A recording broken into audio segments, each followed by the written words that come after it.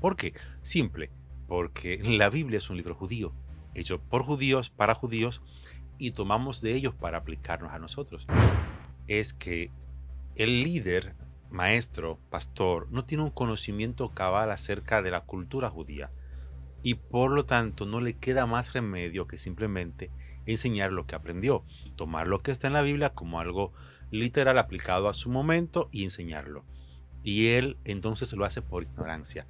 Esa es la bonita, donde no hay malas intenciones. Está la otra, del que sabe realmente lo que ocurrió en la época y esa persona decide seguirlo haciendo así porque es más fácil mantener a un pueblo esclavizado. Poco podríamos decir que exactamente todo eso que ocurrió ahí fue literal.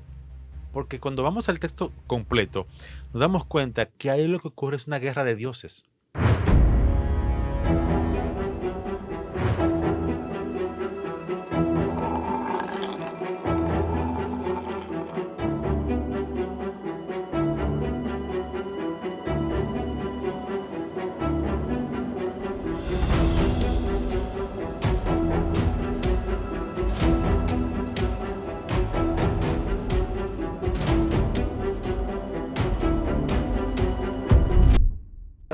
Gracias por acompañarnos una vez más a este que se ha convertido en su espacio, este Sin Relajo. En el día de hoy me siento más que honrada de tener un conversatorio amistoso con un amigo, el pastor Rubén García.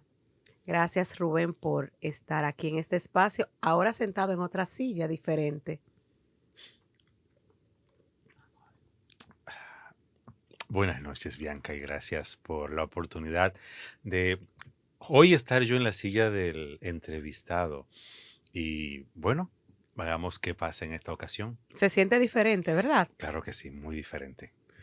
Rubén, eres pastor de la Iglesia Cristiana Restaurando la Esperanza, una iglesia que tengo entendido se va a caracterizar por ser un poquito diferente y romper lo que normalmente se entiende por iglesia cristiana. ¿Me podrías decir algo sobre eso? Mira, tenemos hoy en día un cristianismo basado en doctrinas, normas y tradiciones que se han ido mezclando durante los siglos y se han amparado en la Biblia. Y tenemos un cristianismo bíblico. En mi caso, mi iglesia es una iglesia que tiene más una base de un cristianismo bíblico con una interpretación desde el punto de vista judío más que el tradicional griego, que es el que se conoce hoy en día. ¿Por qué? Simple, porque la Biblia es un libro judío, hecho por judíos, para judíos, y tomamos de ellos para aplicarnos a nosotros. No le podemos dar la interpretación dominicana o americana o inglesa que casi siempre se le está dando. Qué bueno que me tocas ese punto. Quería preguntarte, un libro escrito en una cultura diferente, la cultura del pueblo judío, en una época diferente, con una realidad social, sociocultural muy diferente a la nuestra. ¿Por qué ese ánimo de aplicar normas y dogmas a una sociedad tan distinta a la que ocurría hace más de 2000 años en otro continente? Yo entiendo que hay dos razones, una fea y una bonita. La bonita es que el líder, maestro, pastor, no tiene un conocimiento cabal acerca de la cultura judía y por lo tanto no le queda más remedio que simplemente enseñar lo que aprendió, tomar lo que está en la Biblia como algo literal aplicado a su momento y enseñarlo. Y él entonces lo hace por ignorancia. Esa es la bonita, donde no hay malas intenciones. Está la otra, del que sabe realmente lo que ocurrió en la época, lo que pasaba en aquella época, pero era muy diferente al cristianismo que se conoce hoy y no era tan, digamos que, tan esclavizante como se conoce hoy. Y esa persona decide seguirlo haciendo así porque es más fácil mantener a un pueblo esclavizado. Y es lamentable que el cristianismo de hoy, aunque te vende libertad, esclaviza más que dar libertad. ¿Crees tú que ciertamente toda la Biblia que hoy conocemos es inspiración de Dios? Yo creo en la inspiración divina y yo creo que Dios inspiró. Pero si yo digo que toda la Biblia es inspiración de Dios, entonces podría decir que cuando el diablo aparece hablando en la Biblia fue Dios que lo inspiró. Y eso no es así. Dios no inspiró al diablo a hablar. Cuando aparece en la Biblia personas que contrarrestaron el mensaje de Dios, entonces tendría que decir que fue Dios que lo inspiró. Y en ese caso diría que Dios es de doble ánimo, donde de un lado te inspira a una cosa y de otro te inspira a otra. Como por ejemplo, siempre se ha conocido que el texto de Éxodo, donde Dios le dice a Moisés que saque al pueblo, y también dice que Dios le pone a Faraón un espíritu. O sea, ahí se muestra un Dios de doble ánimo. Mas, sin embargo, realmente no ocurrió exactamente así. Es una mala interpretación, una mala traducción que nosotros hemos tenido.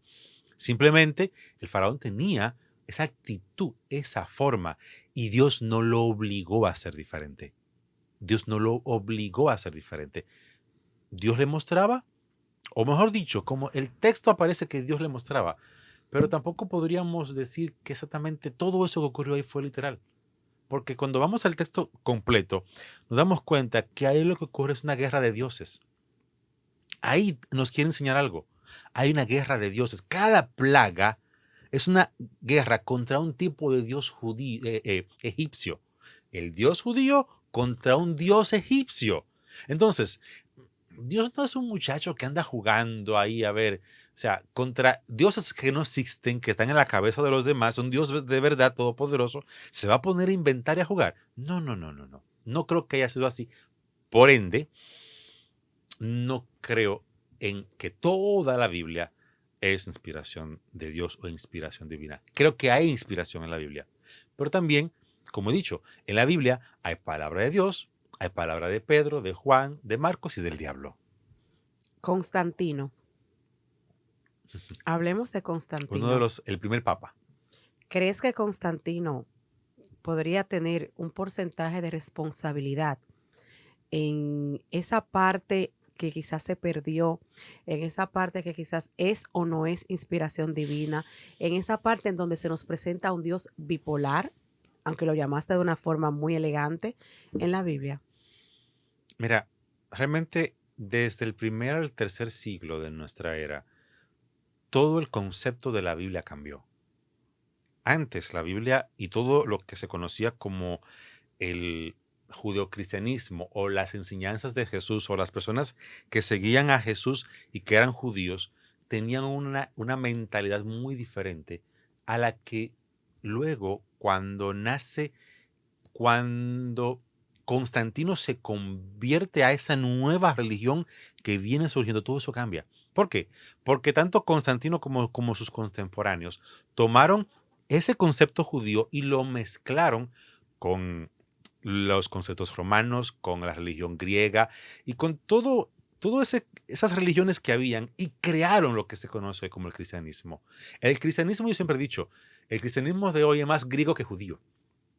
Tiene más conceptos griegos, más ideas griegas que judías. Incluso muchas de las ideas acerca del alma, del estado de los muertos, son griegas, no son judías. No es un concepto judío. Y por ende, el Nuevo Testamento, gran parte de su ideología, de su teología, es judía, digo, es griega. Entonces, sí, Constantino tuvo mucho que ver con eso. Le dio forma a un cristianismo parecido al que conocemos hoy, porque hoy también se ha distorsionado mucho después de la reforma de 1500 con Lutero. Pero aún así, el cristianismo de hoy protestante tiene mucha base en el católico y el católico no está basado totalmente en el judaísmo, sino más bien en la cultura griega. No quiero decir la palabra paganismo porque el paganismo no tiene nada que ver con lo que la gente cree. Es en la cultura de los dioses griegos, solo que con los nombres judíos. Qué bueno que mencionas a Lutero, pareciese que me leíste el pensamiento. ¿Crees tú que Lutero entonces vino a ser el salvador de la inspiración divina o el reformador? Mira, Lutero fue un reformador del concepto de la salvación. no de la inspiración divina. Lutero lo que cambió fue el concepto que se tenía acerca de cómo somos salvos. Antes se entendía que somos salvos por obras de la ley, por las obras. Bueno, en la época de Lutero, mayormente más que por las obras de la ley, por las obras del dinero. Usted pagaba por salvación. Lutero reafirma el concepto bíblico de que la salvación viene por gracia y no por las obras de la ley. Por ende, eso es lo que Lutero viene a reformar. Ahora, la inspiración. Para quien decide que un libro es inspirado o no, que un libro es dictado o inspirado por Dios o no, es la iglesia, al final de cuentas. Fue la iglesia la que decidió cuáles sí, cuáles no. Cuando Lutero viene a hacer una reforma, Lutero decide que hay unos cuantos libros que la iglesia le dice que sí y Lutero dice que no. Entre ellos tenemos el libro de Santiago, el libro de Apocalipsis y otros libros que luego más adelante se aceptan, pero en un principio no. Por ende, yo no podría decir que es el héroe o reformador de la inspiración, porque él tenía conceptos tan errados como su iglesia madre. Bueno, que Lutero nunca dejó de ser católico. Lutero no fue que reformó el cristianismo a un nuevo cristianismo, sino fue la iglesia como tal. O sea, la iglesia católica al día de hoy entiende que somos salvos por gracia, aunque también involucrar las obras. Pero fue eso lo que Lutero reformó. De ahí nace parte de una iglesia protestante que luego viene con Juan Calvino, Juan Hus y esa gente. Pero Lutero realmente no hizo cambios muchos cambios en la inspiración, en lo que son inspirados o no. Aunque sí parte de lo que hoy se conocen como los apócrifos. No, esos no y son apócrifos. Pero como te digo, quien decide que sí o que no, al fin de cuentas, ni siquiera es el mismo Dios, es la iglesia. Vamos a ir un poquito más allá, más atrás en el tiempo. La Biblioteca de Alejandría. Muchas personas, para justificar quizás las historias que tú mismo has dicho, son para darnos una enseñanza, hablan de mitos. Sin embargo, la historia está ahí. Los árabes, los musulmanes destruyeron la Biblioteca de Alejandría y se perdieron miles de años de historia, de cultura, de sabiduría. ¿Crees tú que esto ayudó o propició en cierta manera que tengamos el libro de la Biblia como lo tenemos hoy? Naturalmente que sí, porque al final de cuentas, cuando se reúnen para hacer el canon, que es como se conoce a la Biblia, el canon, cuando se reúnen para hacer el canon y decidir cuáles libros van y cuáles libros no van, ellos lo hicieron con los que tenían a mano. O sea, se perdieron muchos otros que pudieron haber sido incluidos. Y quizás cuando viene a ver la historia hubiera sido muy diferente. Pero al no estar esos libros disponibles, simplemente eligieron los que había a mano. Y yo entiendo que sí, yo soy de los que creo que Dios sí tuvo interferencia en influir en cuáles libros se eligen y cuáles no. ¿Por qué? ¿Qué yo creo? Yo creo que la Biblia tiene un mensaje de salvación intrínseco. Ahora, no quiere decir con eso que Dios inspiró todo lo que está en la Biblia, pero el mensaje de salvación sí. Ejemplo, tú te vas a la Biblia y te vas a encontrar con historias que tú la lees 200 veces y a la número 200 te vuelves y te preguntas, ¿qué tiene que ver esto con la salvación? ¿En qué aporta esto a la salvación? O sea, aquí lo que hace es que me confunde un poco acerca del carácter de Dios. Como por ejemplo, cuando dice, y Dios mandó al rey X a que matara a mujeres embarazadas, niños, lactantes y todo lo demás. O sea, tú dices, ¿qué tiene que ver esto con mi salvación? Cuando el hilo conductor de toda la Biblia, de Génesis a Apocalipsis, es la salvación del hombre. No hay otro hilo conductor. Todos los demás son principios que se pueden aplicar a la vida, pero el único hilo conductor es desde que Dios crea al hombre hasta el final y reinicio de la humanidad con la salvación. Entonces, creo que con los libros que se perdieron, hubo muchas cosas que pudieron haber estado más importantes. Hay algo que quiero aclarar con esto, con lo que acabo de decir.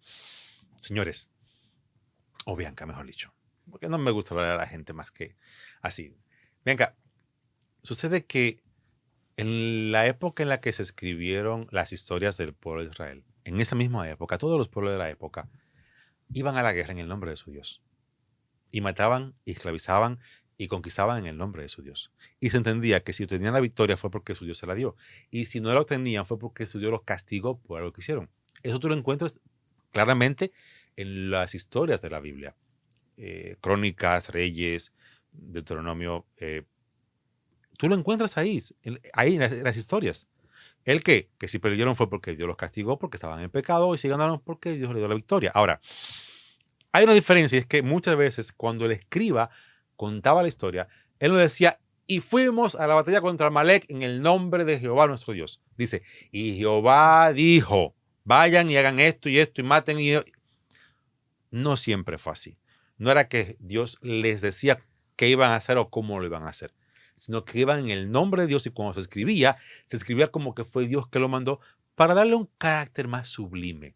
Mucha gente que me acaba de escuchar con lo que voy a decir decía, oye, qué blasfemo, ¿cómo que Dios? Señores, lo que pasa es que la religión hoy en día dice, para poder asegurar que hay una inspiración con todo el texto, dice, no, es que eso tuvo que hacer literalmente así, pero entonces te pone en balance a un Dios bipolar. Y Dios no es bipolar.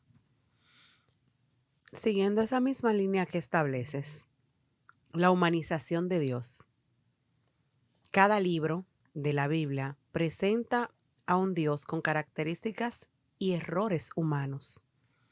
¿Crees tú que cada redactor de cada libro percibía a Dios de una manera diferente y quizás, como se ha establecido de manera psicológica, de manera no a propósito, humanizaba a Dios, dándole explicaciones a los comportamientos desde donde lo veía o hasta donde podía entenderlos?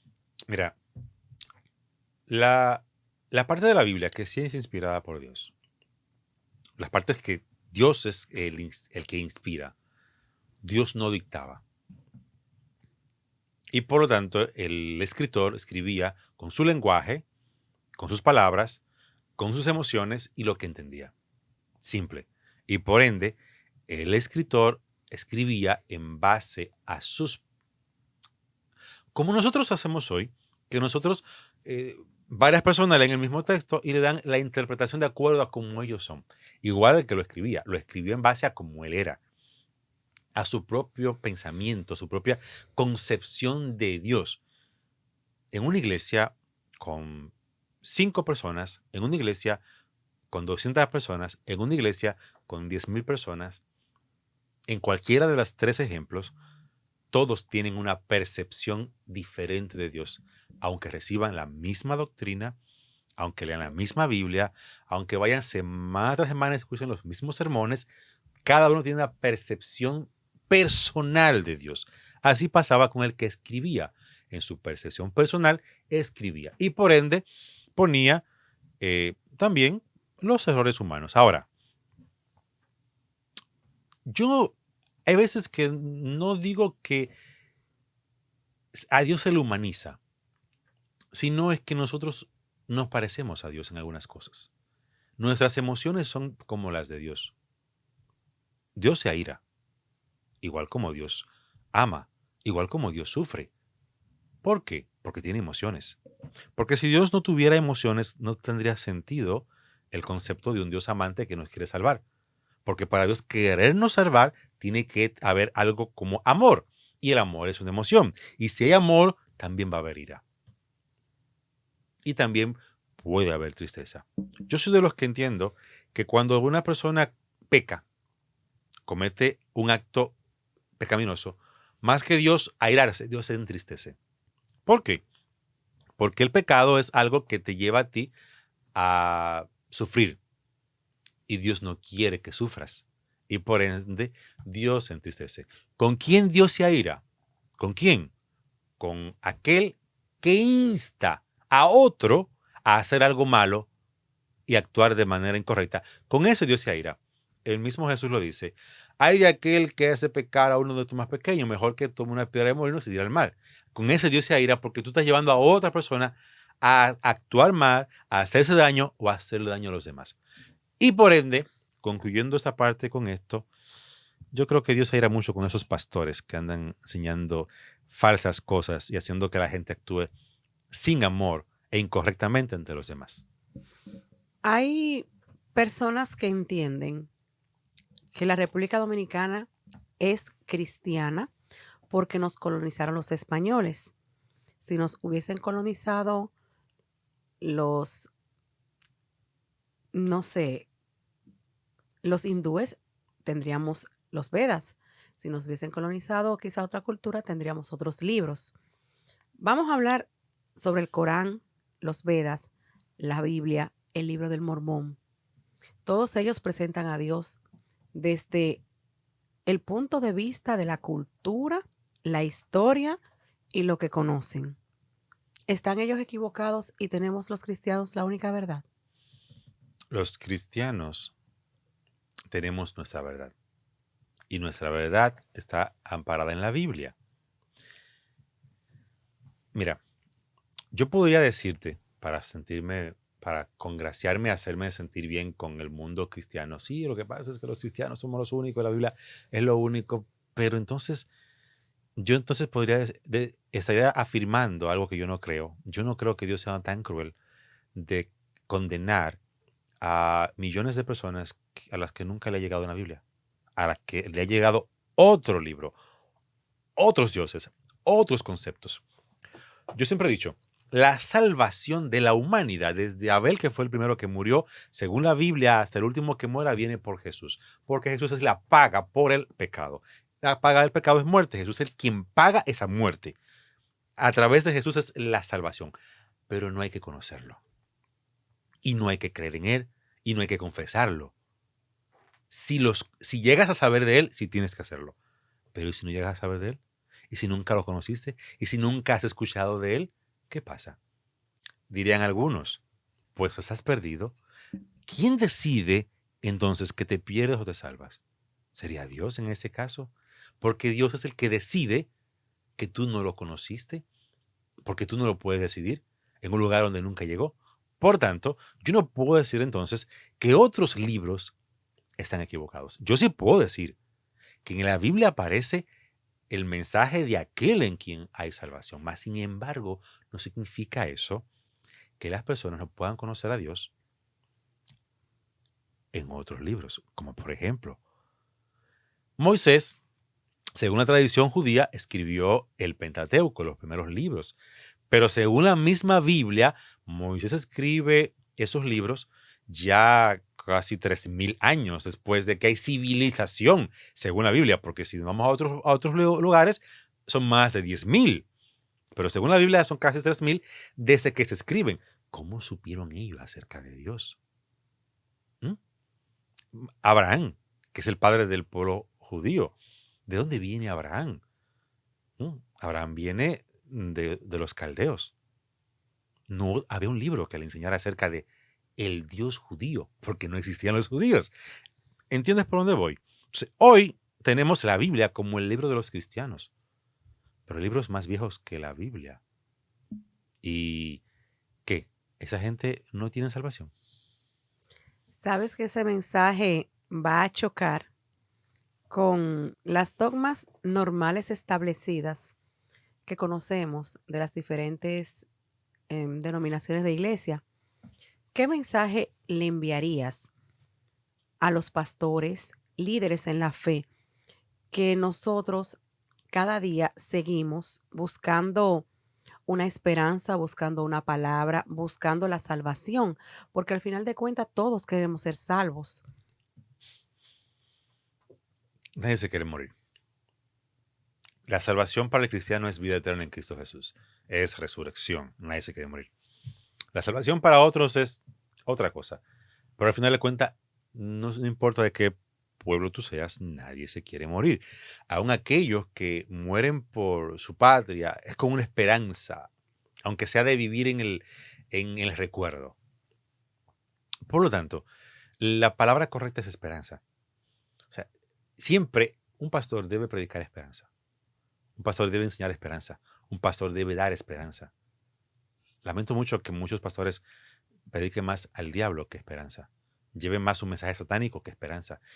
Lleven a la gente más a odiar a aquellos que no piensan como ellos, que enseñarlos a darles esperanza. Necesitamos darle esperanza a la gente. Y a veces, si tú eres un pastor cristiano, tú no tienes que andar predicando el Corán, ni a Buda, ni otras cosas. Tú tienes que predicar la Biblia y lo que está en la Biblia, porque tú eres un pastor cristiano. Y tu mensaje es ese. Pero tampoco puedes tú cerrar y cerrarte a que aquellos que no conocen de la Biblia no tienen nada. Y no son nada, porque posiblemente alguien de tu congregación conozca a alguien así. Y le dé tristeza saber que no hay posibilidad para esa persona, que no hay esperanza. Pero para todas aquellas personas que me escuchan, amigo, amiga que me escucha, hay esperanza.